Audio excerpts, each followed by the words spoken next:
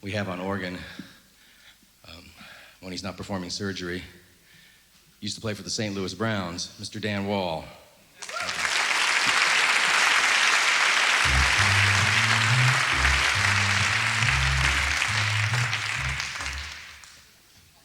See, this band will never be without a gig, as long as we can do that. See what I mean? We'd like to continue with a piece written by Dan, and this is something we recorded on our first CD. The name of the CD was called While We're Young. And this is a tune that Dan wrote called Dolorosa.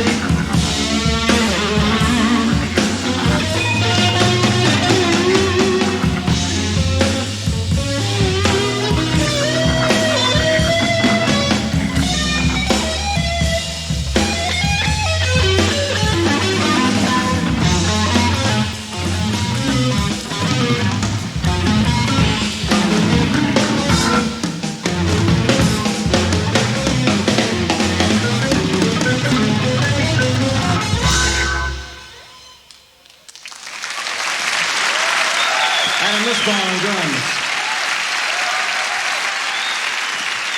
Dan Wall on organ. Thank you. You're a wonderful audience. So thank you, thank you.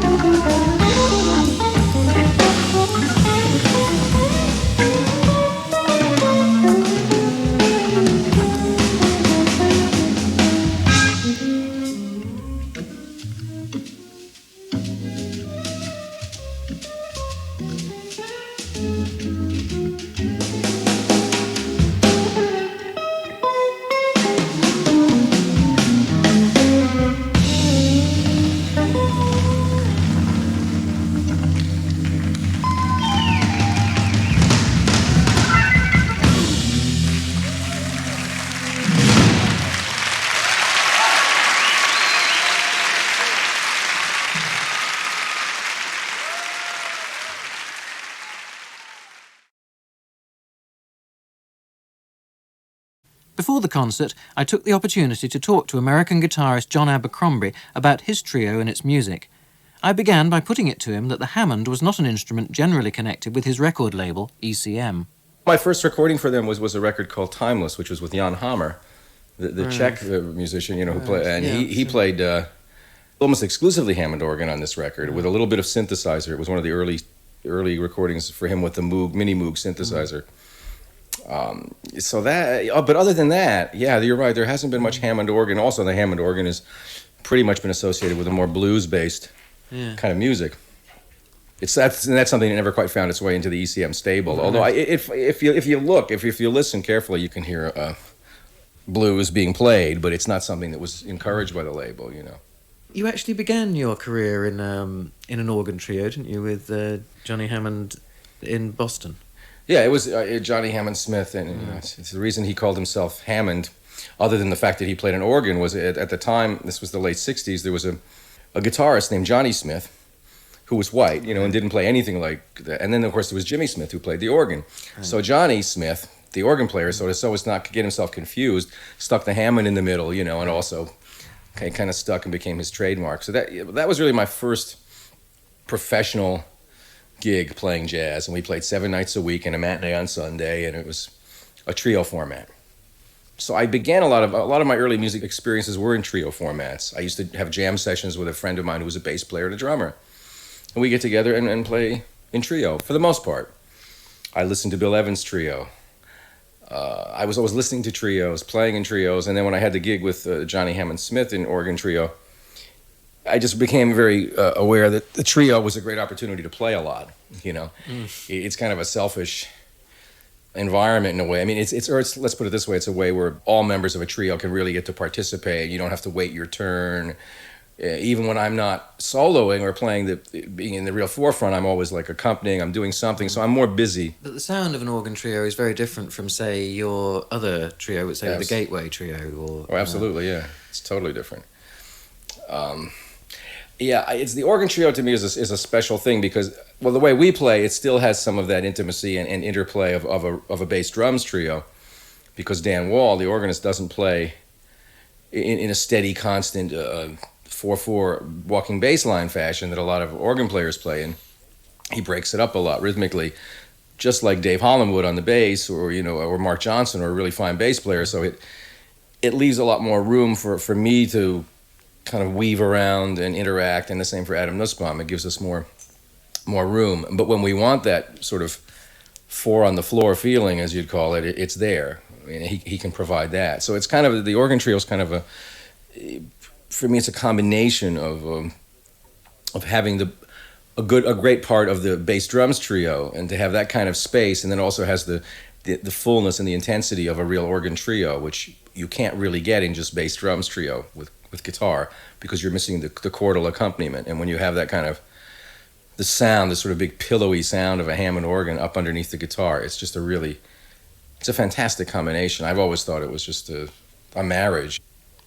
Can we talk a little bit about the guitar in jazz lately? Because it seems to have moved to the cutting edge in some ways, the guitar these days, with yourself and Bill Frisell and all the electronic gadgetry available to you, and extraordinary textures and sounds you can make. Do you think there's a progression you can see from, say, Wes Montgomery right through to Bill Frisell? Or is it a sea change? Yeah, it becomes hard to really see that. I think if you listen to someone like Bill, it's going to be very hard to follow a lot. It's going to be harder to follow a lineage, say, from Charlie Christian on through Bill Frisell. But there's definitely a connection, and I think it depends on which context you hear Bill play too, because with his own music, you probably won't hear much of a connection. But if you hear him play, and say, in a group with Paul Motion, where they were playing more standard material, I know they did record some Bill Evans. Yes, it was a Bill Evans album. They did a whole album, yeah. And then you're going to hear more connection because the language is more similar. I think with the guitar, what's happened is from the late 60s, or when rock music began to meld with jazz, and then you also began to get Indian influences and ethnic influences. What happened was the guitar started to absorb all these influences and became not just a jazz instrument, but an instrument that seemed limitless, in its capabilities. And So, but then it didn't sound like jazz anymore. You know, it didn't. The music really, it was improvised, but it didn't sound like bebop jazz or blues jazz particularly. It started to sound like something else. And then I think with a lot of the European influence that's happened, you know, especially with me, the music has taken on all these different colors. You know, classical music. I mean, playing with Norwegian musicians and Indian musicians, and you know, all kinds of things. So the guitar, it's kind of hard to follow it at this point. I think, I know for myself, I feel a direct connection to that music, to Jim Hall, who was my primary influence, and Wes Montgomery, I guess you could call him a secondary influence. But I mean, I've always felt that those two guitarists were, for me, with the exception of Charlie Christian, who kind of got things rolling, and they kind of defined modern jazz guitar to me. Did you take a lot of influence from rock when you were coming up? I mean, did you listen to Jimi Hendrix, for instance? I listened to Jimi Hendrix. I didn't listen to a lot of rock and roll, actually. When that stuff happened, I think when it was in its peak, I was trying to learn how to play bebop. It was funny. I was working with the organ trio, and that was the late '60s. But I remember when I first heard Hendrix, I heard an album called "Axis Bold as Love," and it was just such a musical album, you know. And the sounds intrigued me, the distortions, the wah-wahs, the way he was able to get all these different things going. So I went out immediately and bought a fuzz tone and a wah-wah pedal. This was like, but then everybody was doing that. All the jazz players, the guys with more open minds were becoming attracted to this music. But it was something it's funny, I listened to a lot of him and certain groups, and then I played in some groups, like a group called Dreams, which had Michael and Randy Brecker. I played in Billy Cobham's group later, which also had Mike and Randy in it. And these were more really jazz rock bands, kind of in the mold of Blood, Sweat, and Tears, and bands with, say, 3 horns, saxophone, trumpet, trombone, and a full rhythm section. But it's funny, during all that time, I had a lot of fun playing in those bands, but there was always something missing, and usually it was the harmony was missing, because those bands they weren't really interested in a lot of harmonic sophistication. It was more about soloing over in a vamp or one monotone kind of thing, and creating a lot of excitement. And I realized that after a while, I said, gee, I really miss harmony, you know, and melody and these kind of things that I grew up with.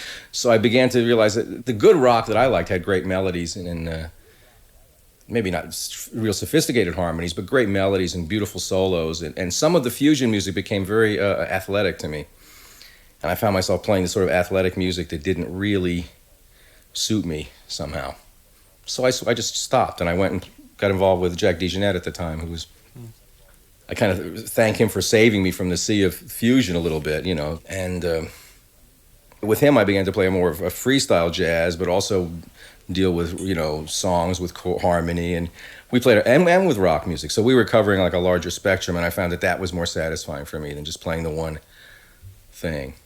Do you think the extraordinary range of electronic noises you can get out of a guitar these days, do you think it's as susceptible to individual idiosyncrasy as it was? I mean, are people recognized as easily? I mean, can you put your personality into it as easy if you've got that amount of electronics? Well, that's a good question. I think when it comes down to the synthesizer, which may be also in the back of your question, I don't know, which is an instrument I fooled around with. I think at that point, it becomes extremely difficult to infuse it with any real personality, especially in terms of a soloistic voice. I mean, you may be able to get some distinguishing colors from it that are more particular to you. Like, I think Joe Zawinul's been really successful with this. Jan Hammer was tremendously successful with this. But when I try to think of the people who play synthesizer that I really think of, those are the only two that come to mind. And you could recognize them if you heard them, maybe. But everyone else, no. And I think with the guitar, the other things are sort of the smaller range effects, like which are actually enjoying a lot of popularity now. You know, the older fuzz boxes and wah-wahs and phase shifters and all these things. They're very colorful sounds. You could get very lost in sounding like someone else. Because everyone today loves to use most people I know love to use a little bit of reverb, and there's an effect called chorusing, which is it's like a slight detuning. And it creates almost like a Leslie speaker effect that the organ has. It's a little swimming, and the sound kind of moves around. Some people don't like to play with it because it may be hard to tune to, you know, like a brass player or a saxophone player. But if you find if every guitar player uses that and a little bit of this and a little bit of that, you can wind up sounding very much the same. So I think it is harder with the effects. I think you have to be very careful. But in a way, they're needed for the guitar. For me, I find I need something to take the guitar out of a flat zone. The electric guitar is just, for me, when you take an electric guitar and plug it into an amplifier with no extra help, that is just a pure amplifier with no reverberation, it's just a very flat sound that doesn't project very far. And for me, that was never satisfying. So I just try to use the effects to make the guitar sound as good, like a nice piano. Well, I think a lot of guitar players would understand exactly where I'm coming from, because it is this, on one hand, you want to play like in a linear jazz fashion, but on the other hand, you've got something that alters the sound of the instrument so much that it makes you not want to do that. So you wind up doing other things, and sometimes sounding like a violin or sounding like some kind of weird banshee, screaming. And this is nice because it allows you to explore other parts of yourself that you wouldn't normally do. John Abercrombie